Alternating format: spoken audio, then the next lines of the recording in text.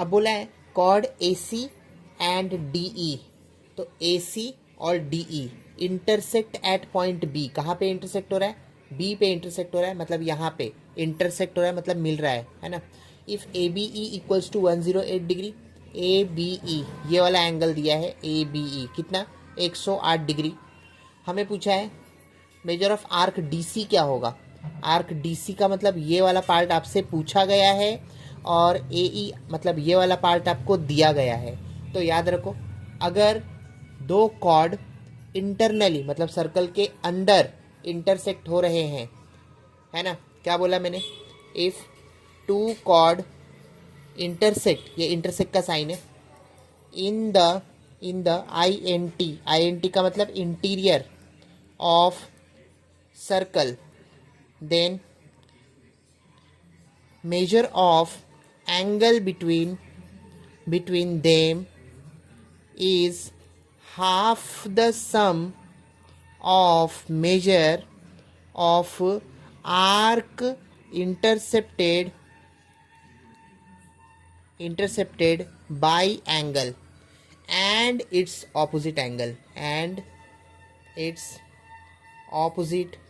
Angle. अब जो ये मैंने लिखा रामायण इतना, इसका मतलब क्या हुआ? इसका जो मतलब है वो हुआ एंगल ए बी ई जो है वो क्या होगा? Half of arc A E plus half of arc D C. ऐसा क्या बोला मैंने? एंगल ए बी ई जो होगा वो क्या होगा? Half of arc A E plus D C, मतलब arc A E plus arc D C. तो लिखो मैं angle A B E equals to half of arc A E plus arc D सी।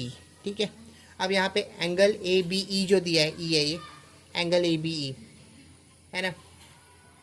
अब इसका क्या मतलब हुआ? इसका मतलब हुआ arc A E plus arc D C equals to 2 time angle A B E, मतलब आर्क ए ई ये वाला, आर्क डी सी ये वाला, ये 2 टाइम होगा किसका? एंगल ए बी ई का।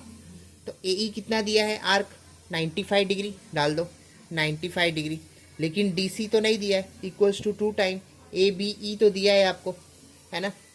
ए बी ई देखो 108 दिया है, तो 2 इंटू 108 हो जाएगा। इसका मतलब 95 degree plus arc D C equals to, इसको सॉल्व करो, 8 दूनी 16, ये 1 2 1 2, कितना? 216। तो यहाँ से आर्क डी सी मिल गया 216, और ये 95 राइट हैंड साइड में गया तो माइनस 95 हो गया। तो मतलब आर्क डी सी जो मिला वो कितना मिला? 121 डिग्री।